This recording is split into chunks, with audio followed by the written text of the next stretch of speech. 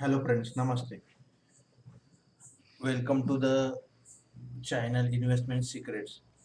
आज हम बात करेंगे कुछ ऐसे शेयरों की जो फंडामेंटली स्ट्रांग है और जो आगे जाके आपको कुछ सालों में बहुत बढ़िया रिटर्न बना के दे सकते हैं। जो कि बहुत सारे लोग ऐसे कुछ शेयर्स फॉलो नहीं करते। जब भी मैं कभी टेलीग्राम चैनल पे कुछ ऐसे शेयर्स डालता हूँ तो लोग मुझे पूछते हैं कि सर ये शेयर्स हमें पता नहीं है, तो क्या हम इसमें इन्वेस्टमेंट कर सकते हैं। ऐसा ही एक शेयर है जिसका नाम है पीआई इंडस्ट्रीज, जो मैंने कुछ दिनों पहले अपने टेलीग्राम चैनल पे दिया था बहुत सारे लोगों को बाय करने के लिए। तो लोगों का जो डाउट है वो एक बार क्लियर करते हैं। तो फंडामेंटल एनालिसिस के हिसाब से, मेरे हिसाब से तो वो एक बढ़िया शेयर है। और जब वो लॉन्च हुआ था तो वो अराउंड लॉन्च प्राइस था उसका 77, उसका अभी तक का सबसे लोएस्ट प्राइस 69 है। 2000 कोविड में वो 996 के लो लेवल तक जाके आए, 970। और फिलहाल इट इज़ ट्रेडिंग एट 3300। तो मेरे हिसाब से एक बहुत बढ़िया शेयर है लॉन्ग टर्म इन्वेस्टर्स के लिए। ये एग्रोकेमिकल सेक्टर में आता है। जो भी हमने एक स्मार्ट पोर्टफोलियो की लिस्ट दी है उसमें एग्रोकेमिकल के एक सेक्टर में दो शेयर्स के नाम दिए हैं। दोनों में से आप कोई भी सिलेक्ट कर सकते हो। I am an investor in both shares, so आप सोच सकते हो इन्वेस्टमेंट के लिए। तो अगर आप यहाँ पे देख सकते हो तो पीआई इंडस्ट्रीज ने 3500 का हाई लगाने के बाद उसमें एक करेक्शन आया। करेक्शन के दरमियान उसने बीच में एक ब्रेकआउट दिया था।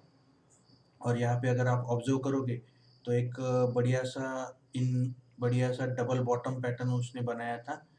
तो उसी के कारण हमने बीच में डिस्कस किया था ग्रुप में कि ये शेयर्स एक बढ़िया ब्रेकआउट देके निकला है तो आप बाय कर सकते हो। तो उसका एक लेवल देख लेते हैं, टारगेट कितना आ रहा है। तो इसका जो टारगेट बन के आ रहा है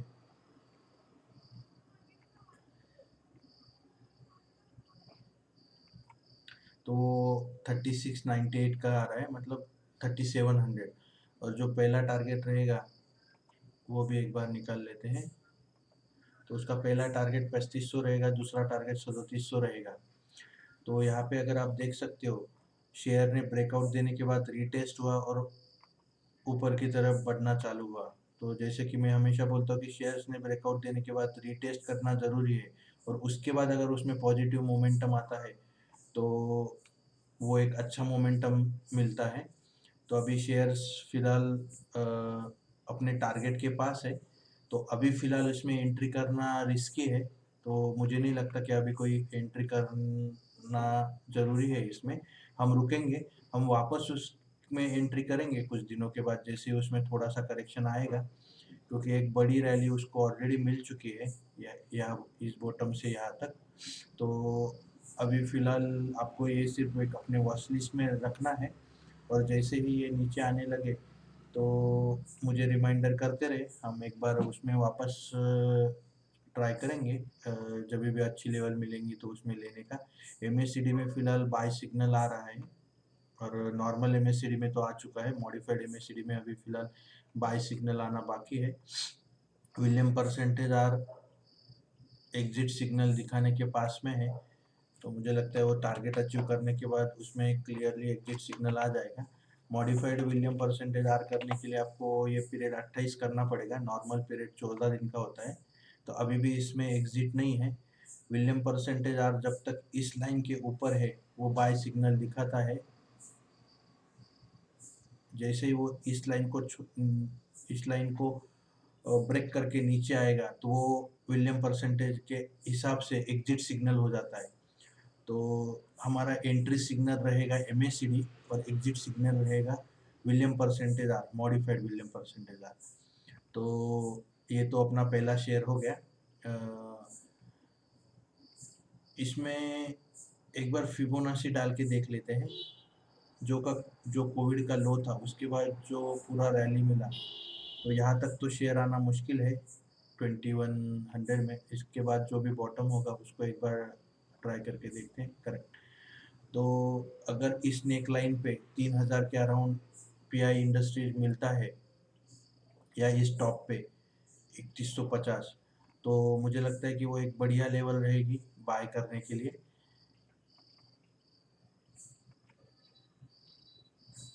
यहाँ पे 61 अगर फॉलिंग ट्रेंड में देखेंगे, यहाँ से जब फॉल हो रहा था ऊपर से अगर फिबोनाची रिट्रेसमेंट लगाएंगे तो ऑलमोस्ट वो नेक लाइन पे 61.8% का सपोर्ट दिख रहा है, वो है 3000। तो कभी भी पीआई इंडस्ट्रीज ग्रुप मेंबर्स को मेरी रिक्वेस्ट है, अगर पीआई इंडस्ट्री आप वॉच लिस्ट में रखते हो और कभी भी पीआई इंडस्ट्री 3000 और 3100 के अराउंड होगा तो सब ग्रुप मेंबर्स को अलर्ट कीजिए। दूसरा शेयर हमारा है टाइटन। बहुत दिनों से लोग टाइटन लेने के लिए पूछ रहे हैं। मुझे लगता है टाइटन में भी अभी बहुत रैली हो चुकी है, तो अभी फिलहाल जो कंसोलिडेशन निफ्टी में भी आ रहा है, तो मेरे ख्याल से हम टाइटन में रुकते हैं। अभी फिलहाल टाइटन में जल्दबाजी करना थोड़ा रिस्की होगा। और ये एक टाइटन ने कॉमन गैप छोड़ा हुआ है, जैसे कि हमने पिछले अपने जूम मीटिंग में डिस्कस किया। कॉमन गैप इमीडिएटली फिल होगा ऐसा नहीं होता, run away gap immediately fill होता है। कॉमन गैप और रन अवे गैप का डिस्कशन हमने डिटेल में जूम मीटिंग में किया था, तो जो भी लोग उसके बारे में नहीं जानते वो इन्वेस्टोपीडिया पे जाके ज़रूर पढ़ सकते हैं। तो टाइटन ने जब यहाँ पे ब्रेकआउट दिया तो ऑलमोस्ट हाफ रैली तो अभी टाइटन में हो चुकी है, और जो भी एमएससीडी है उसमें ऑलमोस्ट सेल सिग्नल आया है। तो मुझे लगता है कि टाइटन में हम रुकेंगे।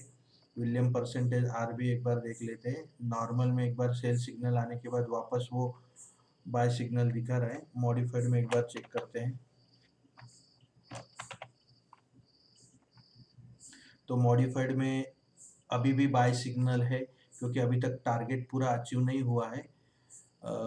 टाइटन का टारगेट मुझे लगता है इस लेवल पे है। जो रिस्क टेकिंग इन्वेस्टर है, जो लॉन्ग टर्म के लिए सोचते हैं, वो तो अभी भी टाइटन में एंट्री कर सकते हैं, क्योंकि अगर टाइटन यहाँ तक बढ़ता है तो शायद आपको टाइटन यहाँ इस लेवल पे करेक्ट होते हुए भी नहीं दिख सकता, ऐसा भी हो सकता है। और अगर जो भी लोग रुकना चाहते हैं, जो भी मार्केट में करेक्शन आया उसके लिए रुकना चाहते हैं, तो हमें टाइटन कहाँ मिल सकता है उसका एक ये देख लेते हैं।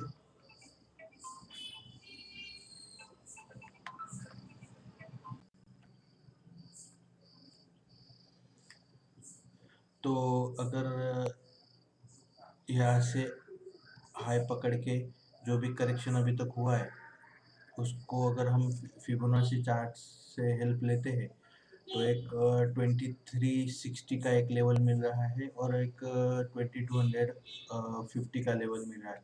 तो अगर इस कहीं पे भी लेवल पे टाइटन आता है तो एक बाइंग अपॉर्चुनिटी रहेगी। तो अगर यहाँ पे आता है तो 25% इन्वेस्ट कर सकते हैं हम 2360 के अराउंड। और अगर और नीचे मिलता है 2250 में, तो मुझे लगता है कि 50% इन्वेस्टमेंट करने और 50% अर्न करने में कोई प्रॉब्लम नहीं है। अभी फ़िलहाल टाइटन को एक बहुत बड़ा रेजिस्टेंस क्रॉस करना होगा यहाँ पे, क्योंकि बहुत दिनों से एक कंसोलिडेशन जोन था। यहाँ से अगर आप देखोगे तो एक कंसोलिडेशन जोन है, उस कंसोलिडेशन के ऊपर निकलने के लिए टाइटन को बहुत बहुत अच्छा वॉल्यूम होना ज़रूरी होगा, या तो बहुत अच्छा पैटर्न बनाना ज़रूरी होगा यहाँ पे। फिलहाल मुझे लगता है टाइटन में रुकना चाहिए। तीसरा हमारा शेयर है एशियन पेंट्स। तो